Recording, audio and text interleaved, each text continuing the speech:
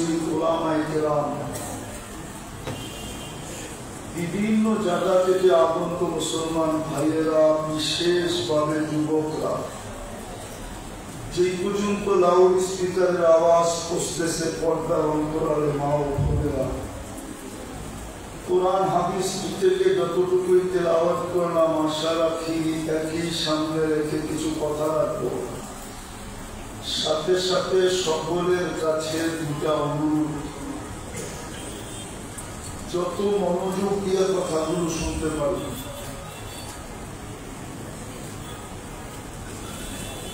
আমাদের মনোযোগের উপরে আজকে নির্ভর করবে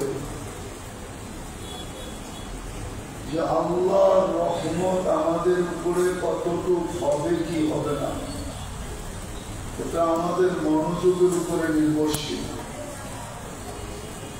দ্বিতীয়, পরিবেশটা নীরব থাকার উপরে নির্ভরশীল যে আমাদের উপরে আজকে রহমত হবে কি হবে না।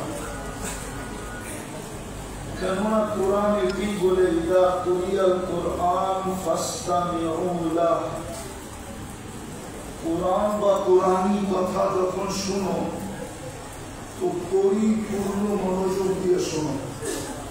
ওয়া আনসিতু, পরিবেশটাকে নীরব নিচু রাখো। এটা আল্লাহর আদেশ, কিন্তু আল্লাহর হুকুম, কিন্তু এটাও বলা যায় আল্লাহর পক্ষ থেকে আমাদের কাছে অনুরোধ যে মনোযোগ দাও আর পরিবেশটাকে নীরব রাখো। আজকে ওয়াজ মাহফিলটা গোলাপগঞ্জবাসীকে একটা মেসেজ দিছে। মেসেজ ভালো মতো বুঝি কিন্তু আজকের এই ওয়াজের পরিস্থিতিটা, পরিবেশটা গোলাপগঞ্জবাসীকে একটা মেসেজ দিছে। মেসেজ দিছে, মেসেজ বুঝেন তো? গোলাপগঞ্জবাসীকে একটা মেসেজ দিছে। হওয়ার কথা ছিল কোথায়, হতেছে কোথায়। ইচ্ছা ছিল কি সবার, আর হইল কি? গোলাপগঞ্জবাসীকে একটা মেসেজ দিছে, তোমরা যতই চাও না কেন, কোরআনের ওই আয়াত আজকে বাস্তবায়ন হয়েছে এখানে। ওমা তাশাউনা ইল্লা আন ইয়াশা আল্লাহ।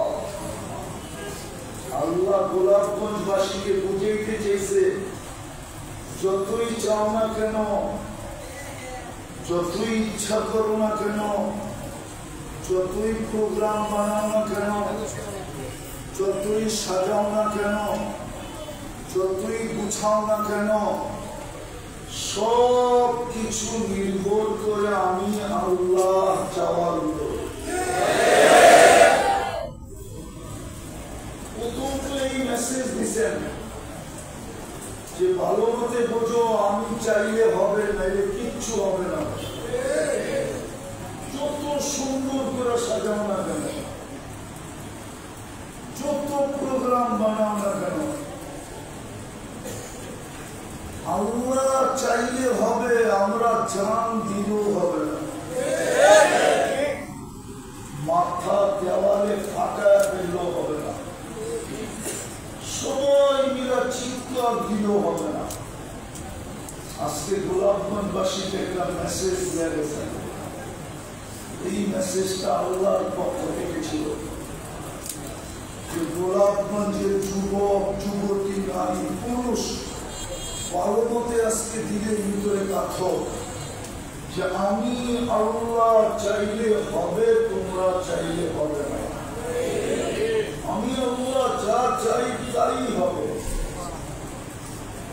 তোমাদের চাওয়ায় কিচ্ছু হবে না। প্রথমত এই মেসেজটা দেওয়া গেছে, আমি সংক্ষেপ করতেছি। দ্বিতীয় আরেকটা মেসেজ হয়তো দেওয়া গেছে, এই মেসেজ হয়তো এই জন্য দিচ্ছেন যে অনুষ্ঠানটা যারা সাজাইছে এদের ইখলাসের কারণে আল্লাহ মনে হয় পছন্দ করেন না যে এটা মাঠে হোক, আল্লাহ পছন্দ করছেন যে এটা মসজিদের ভিতরে বুঝাইতে পারেন। আয়োজকদের ইখলাসের কারণে, পরিশ্রমের কারণে আল্লাহ চান নাই যে আজকের এই মহতি মুবারকময় অনুষ্ঠানটা মাঠে হোক, এটা আল্লাহ চান নাই। এই জন্য কুদরত দিয়ে এরকম পরিবেশ বানায় দিচ্ছেন যেন প্রোগ্রামটা আল্লাহর ঘরের ভিতরে হয়। তৃতীয় আমি কথা শুরু করি না এখনো। তৃতীয় একটা বিষয় আছে, দুটা তো বললাম, তৃতীয় একটা বিষয় আছে যে এই মাহফিলকে কেন্দ্র করে গোলাপগঞ্জের ভিতরে, গোলামগঞ্জের উপরে আজকে আল্লাহর পক্ষ থেকে যা মিলবে ওটা মাঠে বসে হাতে দেওয়া আল্লাহ শোভনীয় মনে করেন নাই। এই জন্য নিজের ঘরে নিয়ে আসছেন যে আমার ঘরে দায়িত্বটা করে দিন। এই তিনটা কারণ মনে হয়, যদিও আয়োজকদের মন ভাঙ্গা, আয়োজকদের যদিও মন ভাঙ্গা, চাইলাম কি হলো কি ঠিক না, কিন্তু একটা হাদিস বলি, আল্লাহ নিজে বলেন আন্না আনা ইন্দা মুনকাসিরাতি কুলুবুহুম, যাদের দিল কোন অবস্থার কারণে ভাঙা যায় আল্লাহ বলে আমি ওদের কাছে চলে আসি। আমি মৌলানাকে সান্ত্বনা স্বরূপ বলতেছি আর সত্য বলতেছি। হতে পারে ওইখানে বললে যে আশা পূরণ না হইত, আজকে ইনশাআল্লাহ আমরা আশা রাখি গোপনে গোপনে ওই আশার চেয়েও 100 গুণ বেশি পূরণ হতে পারে। আল্লাহ সব কিছু করে থাকে, ঠিক না? আপনারা দোয়া করবেন তো পাক্কা তো? কথা শুরুটা ছিল আমার, আল্লাহ আমার পক্ষে কখন হবে, আমার চাওয়া আল্লাহর চাওয়া মিলবে কখন, আল্লাহ আমার পক্ষে হবে কখন,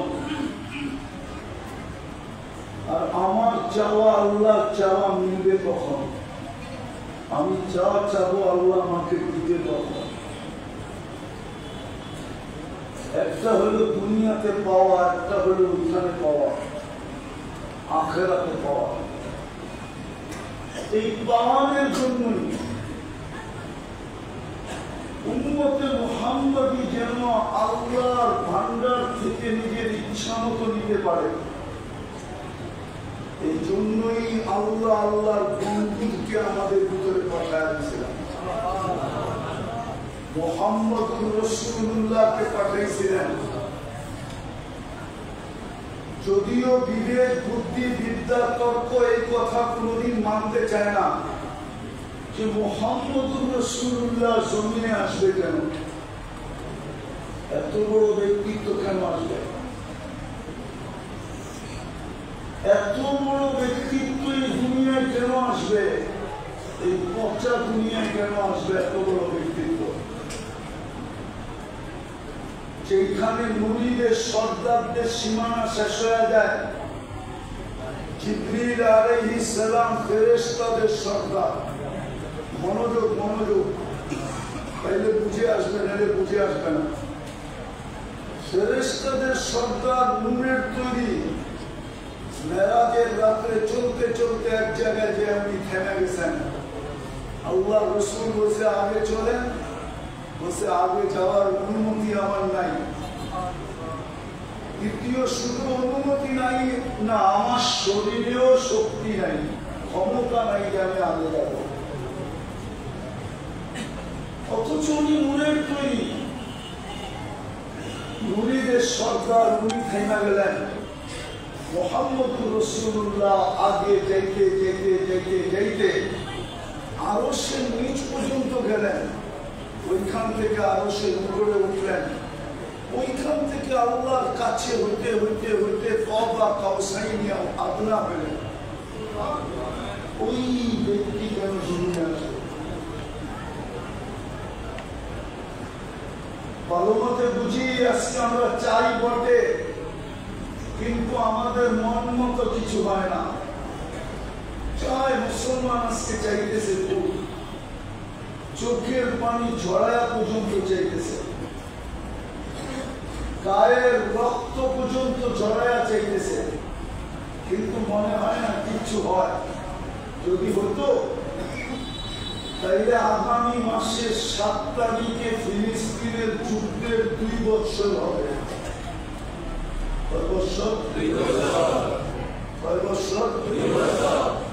কোন লক্ষণ তো দেখা যায় না যে ফিলিস্তিনওয়ালাদের কান্না কাজে লাগতেছে। সারা দুনিয়ায় তো ওদের পক্ষে কাঁদতেছে, ঠিক না? সারা দুনিয়ার মুসলমান চোখের পানি ঝরাইতেছে, কিন্তু কোন লক্ষণ তো দেখা যায় না। শুধু ফিলিস্তিন তো না, আজকে সারা দুনিয়ার মুসলমান 90% বিজাতিদের সাজে সজ্জিত, বিজাতিদের রঙে রঙিন। 90% মুসলমান। বলো যুবক, রাগ হলো না, তোমরা 90% এর বেশি নারী হোক আর পুরুষ হোক আজকে বিজাতিদের রঙে রঙিন, ওদের আদর্শে আদর্শবান, ওদের স্টাইলে চুল কাটে, ওদের স্টাইলে কাপড় পরে, ওদের স্টাইলে সবকিছু উদযাপন করে।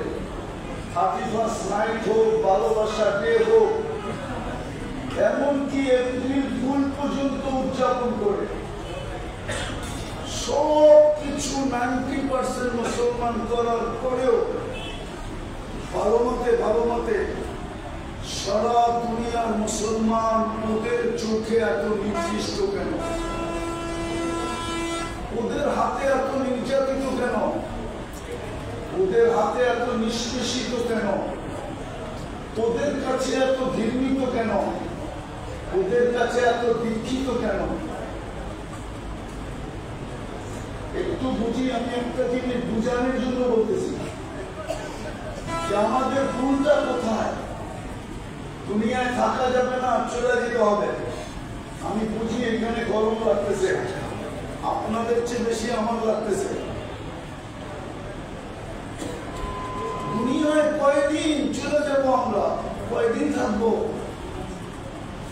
মানলাম দুনিয়ায় দুনিয়ার পরিচয় চলে, কিন্তু কবরে দুনিয়ার পরিচয় চলবে কোথেকে?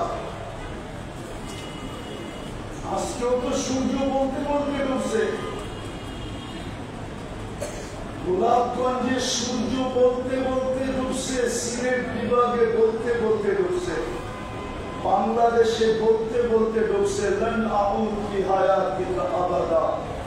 হতে পারে কাল সকালে আর তোমরা কেউ আমাকে উঠতে দেখবে না, আমি উঠবো কিন্তু তোমরা থাকবে না। কতদিন থাকবেন দুনিয়াতে? যে কোনো মুহূর্তে চলে যেতে পারি। ফ্রি সার্ভিস এই জন্য না, কোরআন তো এটাই বুঝিয়ে দিয়েছে, আফাহাসিবতুম আন্নামা খালাকনাকুম আবাস। ও মানুষ, কি ধারণা কি করলি, কি করা তোর এই ধারণা আসলো কি করে যে তোকে আমি অনর্থক সৃষ্টি করছি? তোর সৃষ্টি বৃত্তান্ত ভিন্ন, তোর অস্তিত্বের বৃত্তান্ত ভিন্ন। আল্লাহ সমগ্র সৃষ্টিকে অস্তিত্ব দিয়েছেন 2 অক্ষর দিয়া, আমাদেরকে অস্তিত্ব দিয়েছেন কুদরতি হাত দিয়া। আমাদের অস্তিত্বের বৃত্তান্ত ভিন্ন। সমগ্র সৃষ্টিকে আল্লাহ 6 দিনে কমপ্লিট করছেন, আমাদেরকে 10 মাস সময় নিয়ে কমপ্লিট করছেন। আমাদেরকে কমপ্লিটের বৃত্তান্ত ভিন্ন। কোন সৃষ্টিকে আল্লাহ ভোগ অধিকার দেন নাই, সমস্ত ভোগ অধিকার মানুষকে দিচ্ছেন। 24 ঘন্টা ফ্রি সার্ভিস দেয়, ফ্রি সার্ভিস। সিলেটের মানুষ যদি পানির দামে অক্সিজেনের দাম নিতেন, অক্সিজেন পানির দামে যদি বিল নিতেন, তাইলে ইংল্যান্ডের টাকা দেওয়া হতো না, আমেরিকার টাকা এনে হতো না, কানাডার অস্ট্রেলিয়ার টাকা এনে হতো না। পার হেড ডেলি 1650 টাকা বিল দিতে হতো। কত? প্রতিদিন 1650, 16,500 টাকা, 50 না, 16,500 টাকা ডেলি বিল দিতে হতো। মাসে 4,95,000 টাকা বিল দিতে হতো শুধু অক্সিজেনের। অক্সিজেন ডেলি 550 লিটার অক্সিজেন নেই আমরা, 550 লিটার। এটাই বলে তুমি কি অনর্থ? ডেলি কোটি টাকা আল্লাহ আমাদের পিছনে খরচ করে। যদি আমরা প্রযুক্তির সাথে মিলাই, অনর্থ। চলে দিতে হবে ভালো মতে বুঝি, কাজে দিবে, নাইলে অবশ্যই আল্লাহর কথাই সত্য।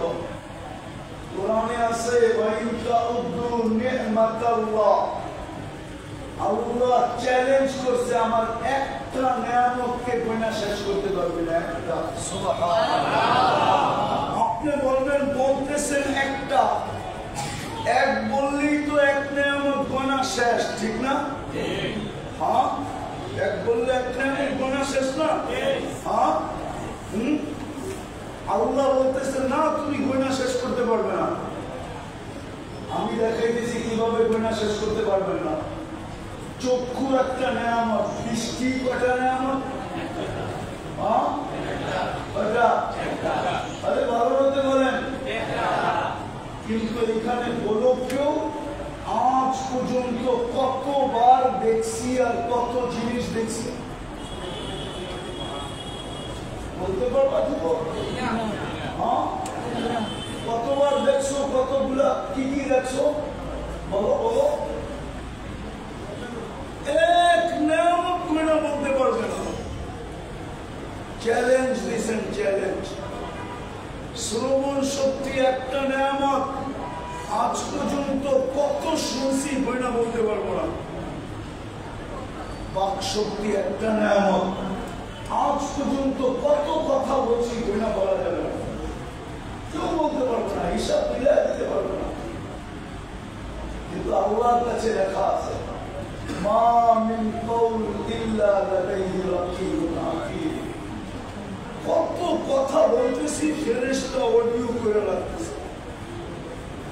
কিরামান কাতিবিন ইয়ালামুনা মা তাফআলুন। বাকি যা করতেছিস তুই, ফেরেশতা সব ভিডিও করে রাখতেছে। চলে যেতে হবে। আমি সব জায়গায় চলে আসছি, লম্বা করবো না। আল্লাহকে পক্ষে নেওয়ার জন্য আল্লাহ পাঠাইছিলেন মুহাম্মদুর রাসূলুল্লাহ সাল্লাল্লাহু আলাইহি ওয়াসাল্লাম। যার দুনিয়াতে আসা বিবেক বুঝা যায় না, মর্যাদা দেখলে। মুহাম্মদুর রাসূলুল্লাহ শান দেখলে, শান। উনি কেন দুনিয়ায় আসবে, এত বড় শানওয়ালা জিনিস। যার নবুয়তের ঘোষণা সমস্ত নবীদেরও আগে, আনা নবিয়্যুন ওয়া আদামু বাইনাল মাই ওয়াত তিন। আর নবুয়তের ঘোষণা আদম আলাইহিস সালামের সৃষ্টির আগে। কুরআন তো আমাকে বলে, ইয়াসিন ওয়াল কুরআনিল হাকিম ইন্নাকা লামিনাল মুরসালিন। এই আয়াত তো আমাকে বলে যে নবুয়তের ঘোষণা সমগ্র সৃষ্টির 1000 বছর আগে। উনি জমিনে আসবে কেন? এত বড় ব্যক্তিত্ব। ওলামা লিখতে লিখতে লিখছে বাদাত খোদা বুজুর্গ তো কিসসা মুখতাসার, আল্লাহর পরে যার স্থান, আল্লাহর যেরকম দ্বিতীয় নাই, মুহাম্মদুর রাসূলুল্লাহর দ্বিতীয় আছে। আছে উনি কেন জমিনে আসলেন? উনি এই জন্য জমিনে আসছেন আমাদের চাওয়া যেন আল্লাহর চাওয়ার সাথে মিলে। আমরা চাইতে দেরি, আল্লাহ যেন দিতে দেরি না করেন। আমাদের পছন্দই যেন আল্লাহর পছন্দ হয়, আমাদের ইচ্ছাই যেন আল্লাহর ইচ্ছা হয়। এই জন্য মুহাম্মদুর রাসূলুল্লাহ আসছেন, এই জন্যই আমরা ওনার উম্মত হয়েছি। কিন্তু আফসোস, সমস্ত রঙে তো রঙিন হইলাম। আজকে ওই কথাই সত্য, বাদা দিনু গারিবা সায়াউদু কামা বাদা। অপরিচিতর ভিতর থেকে যেরকম আল্লাহ আমাকে উঠাইছেন, একদিন আসবে মুসলমানের কাছে আমি অপরিচিত হয়ে যাব। আজকে মুহাম্মদুর রাসূলুল্লাহ আমাদের কাছে অপরিচিত। যুবকও ছেড়া দিছে, নারীও ছেড়া দিছে, পুরুষও ছেড়া দিছে। আমরা আল্লাহর রাসূলের রং ছেড়া দিছি, রং আদর্শ ছেড়া দিছি। যার কারণে আমাদের সমস্ত জ্ঞান হারায় গেছে। মুসলমানের এই দুরবস্থা কেন? এত মুসলমান বুঝতে পারতেছে না যে দুরবস্থা কেন। যার যেটা মনে আসতেছে ওটাই বলতেছে আর বলতেছে। গোলাপগঞ্জের মানুষ, আমাদের দুরবস্থা শুধু মুহাম্মদুর রাসূলুল্লাহ ছেড়া দেওয়া। আমরা মুহাম্মদুর রাসূলুল্লাহ ছেড়া দিছি, উনি আমাদের কাছে অপরিচিত হয়ে গেছে, উনি আমাদের কাছে ঘৃণার পাত্র হয়ে গেছে। ওনার তরিকা আমাদের কাছে লাঞ্ছিত হয়ে গেছে, ওনার তরিকা আমাদের কাছে ঘৃণিত হয়ে গেছে। যার কারণে আমাদের দুরবস্থা। এই দুনিয়ায় আমি শেষ জায়গায় চলে আসছি। ইমাম বুখারী রাহমাতুল্লাহ আলাইহি বুঝাইছেন যে কবরেও তোমাদের দুরবস্থা হবে। কেননা কবরের সর্বপ্রথম প্রশ্ন হবে, মা কুনতা তাকুলু ফি হাযার রাজুলি মুহাম্মাদিন। বলো, যার উম্মত বানায় তোমাদেরকে আল্লাহ পাক এত উপরে উঠাইল, এত বড় মর্যাদা দিল, শ্রেষ্ঠত্বের মুকুট পরাইল, এক রাত্রের ইবাদত ৮৩ বছরের ইবাদত করে দিল। যে আল্লাহ বন্ধুর দিকে তাকায়া সারা দুনিয়া আল্লাহকে মাপ চাইতে চাইতে রাজি করতে পারলো কি পারলো না এটা জানি না, কিন্তু প্রতি রাত্রে আল্লাহ তোমাদেরকে টাইকা টাইকা মাফ করবেন। ওই রাসূলের আদর্শে তুমি কতটুকু আদর্শবান ছিল? যুবক, চোখের পানি ২৩ বছর জড়াইছে, ২৩ বছর। মুহাম্মদুর রাসূলুল্লাহ আমাদের জন্য চোখের পানি ২৩ বছর জড়াইছে। দুনিয়ার থেকে বিদায় অবধিও চোখের পানি ছিল উন্নতির জন্য। আজও কবরে কাঁদতেছে, কিয়ামতের দিনও কবর থেকে কাঁদতে কাঁদতে উঠবে। আমি আমার সমাজের দিকে তাকাইলে দেখি, আমি আমার সমাজের দিকে তাকাইলে দেখি সামান্য একটা দুনিয়ার পথ পাওয়ার জন্য, সামান্য দুনিয়ার একটা পথ, বাংলাদেশটাই কত বড় আর এক পদই কত বড়। উর্দুতে একটা প্রবাদ বাক্য আছে, চড়াই পাখি কত বড় আর রামলে জোল হবে কতগুলা। চড়াই পাখি ছিলেন না, অনেক বড় না, ১২-১৩ কেজি ওজন না, কতটুকু? আধা ছটা বুঝুন, আধা ছটা। ওটা পাকাইলে আর ঝুল হইব কতটি মনে হয় বোঝেন না। বুঝছেন? বাংলাদেশটা কত বড়। আপনাকে গোলাপগঞ্জে তো হাঁটুন যায় না, পোস্টারের জায়গায়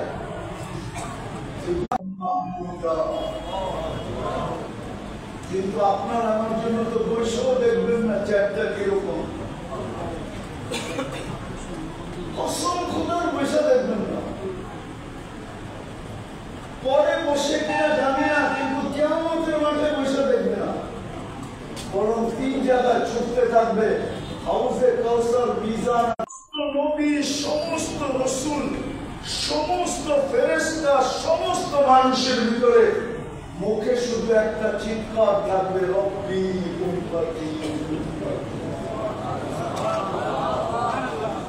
বুঝাইতে পারলাম না, জাদু তো জানি না। যুবকদেরকে মনে করা চায়, চিনল ফেসবুক, চিনল ভাইবার, চিনল হোয়াটসঅ্যাপ, চিনল ইউ,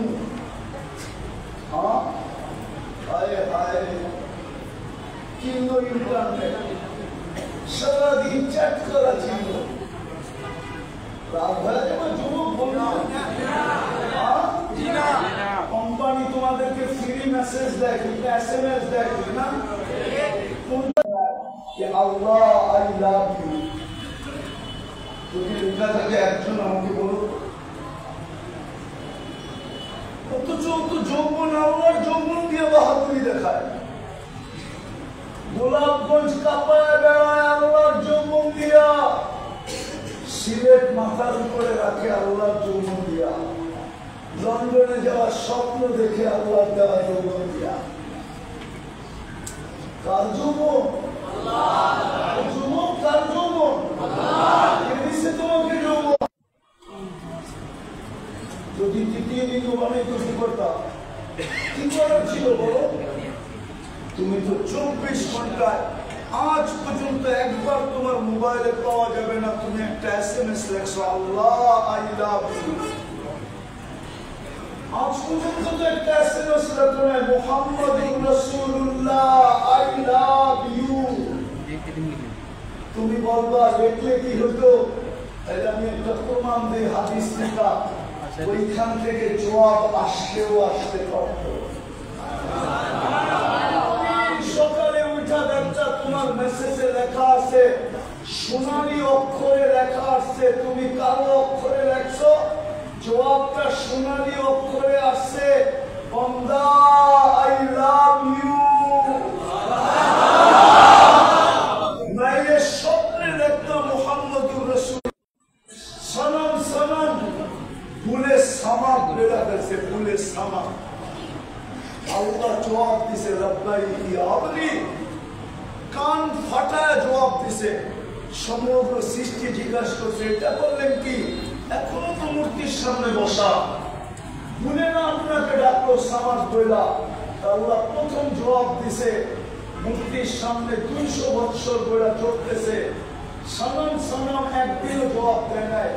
আমিও যদি জবাব না দিই তো মূর্তি আর আমার পার্থক্য থাকবে। দ্বিতীয় আল্লাহ জবাব দিছে, আমি অপেক্ষায় ছিলাম, ভুলে হইলো একবার আমাকে ডাকো। তোমরা না মেসেজ লেখো যে জীবনে একবার হইলো আমাকে একটু লেখা পাঠাও, I.U, কেননা প্রতি বছরই তো তোকে ফুল দিলাম, গোলাপগঞ্জে হোটেলে একটু ক্রেডিট নিতে পারবি। মনে হয় তোমার মেসেজে নাই, ঠিক না? আল্লাহ কত লিখে পাঠাইতে পারতো। চলে আজকে তওবা করে অঙ্গীকার করি, নাইলে অনেক কিছু দেখতে হবে। আমাদের কথা মানো, কোরআনের কথা মানো। আজকে আমার জাতি আমাদের কথা মানে না, মুসলমান এদের স্কলারদের কথা মানে না। যদি মানত তাহলে এই দুরবস্থা কোনোদিন হতো না। চলো আজকে তওবা করি আর আল্লাহর কাছে অঙ্গীকার করি যে মুহাম্মদুর রাসূলুল্লাহ আমাদের নবী হবে। কবরের প্রথম তওবা করতে রাজি, কে রাজি তওবা করতে?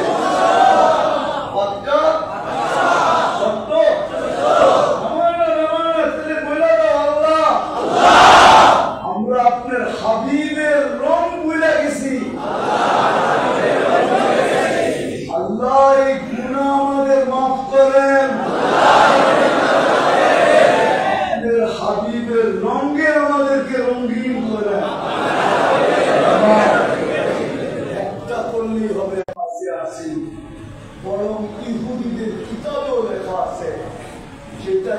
ইহুদিরা সবচেয়ে বেশি যে কিতাবে গুরুত্ব দেয় সেটা হলো তালমুদ। ওদের সবচেয়ে বড় কিতাব, যেটা অক্ষর অক্ষর ওরা পালন করে। ওই কিতাবে লেখা আছে যতদিন পর্যন্ত মুসলমানের ফজরের জামাত আর জুমার জামাতের সংখ্যায় সমান না হবে অতদিন মুসলমানের বিজয়ের পালা শুরু হবে না। শুধু মায়ের খাইতেই থাকবে, খাইতেই থাকবে, খাইতেই থাকবে। এই জন্য চলো আমরা আজকে গোলাপগঞ্জ থেকে শুরু করি যাত্রা। গোলাপের সুবাস দিয়ে শুরু করি যে আমরা গোলাপগঞ্জের মসজিদ গুলাকে জুমার ফজরের সমান মুসল্লি বানাবো।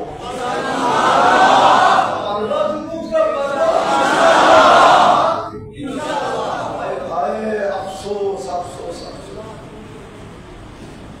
যেই নামাজে আল্লাহ জান্নাতের গ্যারান্টি দিল, ফজরের নামাজে জান্নাতের গ্যারান্টি, জান্নাতে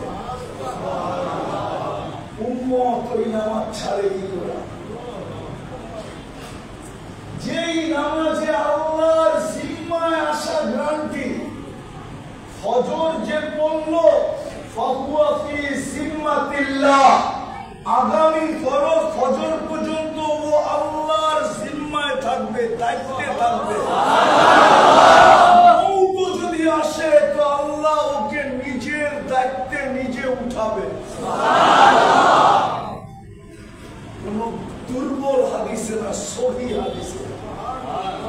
ওই নামাজ মুসলমান ছাড়ে কি করে? ওই নামাজ ছাড়ে কি করে? আমার তো মনে হয় এই মসজিদে ফজরে 10 জন মুসল্লি হয় না। এটা তো লোকালয়ের চেয়ে দূরে। কজন হয়? 20 জন, 20 জন লোক কি 20 জনই এলাকা? আসলে তো মনে হয় এটা 3টার সময় মসজিদের দরকার হলো। সারাদিন যেখানেই থাকো, রাত্রে তো বাড়িতে থাকবে, ঠিক না? আরে আরে ফজরের নামাজের ভিতরে শর্ত রোগের ওষুধ ছিল, ওষুধ, যার কারণে লিখতে বাধ্য হয়েছে সুবা কি হাওয়া লাখো রুপিয়া কি দাওয়া। 1 লাখ টাকার ওষুধ খাইলে যে উপকার না হয়, ফজর নামাজ বাজমাত করলে এর চেয়ে বেশি উপকার হয়। মনে হয় বুঝাইতে পারি না। পড়বোই, নামাজ পড়বো, রসুলের রঙে রঙিন হবো, কাঁদাবো না। আল্লাহর রসুল কাঁদতেছে, এখন কাঁদতেছে। হায় আমার কাছে যদি শক্তি থাকতো তাহলে এখান থেকে বৈশা মদিনা মুনাফার রওজার পর্দা সরায়া দিয়ে দেখা দিতাম, ওই যে দেখো কাঁদে। যেমন হুসাইন আহমদ মাদানী রহমতুল্লাহ আলাইহি দেখাইছিলেন। ওনার জীবনের কাহিনী আছে। উনি 17 বছর রিয়াজুল জান্নাহ হাদিস পড়াইছেন। কোন এক বিষয় নিয়ে মতানৈক্য হইতেছিল, কিন্তু সবটা পাড়ায় গেছে, কোন সিদ্ধান্তে পৌঁছতে পারতেছিলেন না। তো হুসাইন আহমদ মাদানী রহমতুল্লাহ আলাইহি জোশে চলে আসছে, আয়েশা পুরো মজমাকে বলছে রওজায় দেখো। তো দেখতেছে আল্লাহ রসুল বৈশা মজমার দিকে তাকায় মুস্কি মুস্কি হাসছে। একদল বলতেছিল আল্লাহ রসুল বা দুনিয়ার হায়াতের মতো বা হায়াত কবরে নাই। হুসাইন আহমদ মাদানী রহমতুল্লাহ আলাইহি বলতেছিলেন যে আল্লাহ রসুল হায়াতের সাথে কবরে জীবিত। সমাধান হইতেছিল না। তো জোশের ঠেলায় আয়েশা দেখা দিছে যে দেখ জীবিত নাকি দেখ। আমার কাছে যদি জাদু থাকতো তাহলে আজকে আমি গোলাপগঞ্জবাসীকে দেখায় দিতাম যে আল্লাহর রসুল এখনো চোখের পানি ছড়াইতেছে, যে আমি দিয়ে আসলাম কি আমার উপর করতেছে, আমি গেলাম কেন ওরা করতেছে কি, চোখের পানি ঝরাইতেছে শুধু। আর মনে হয় চিৎকার দিয়ে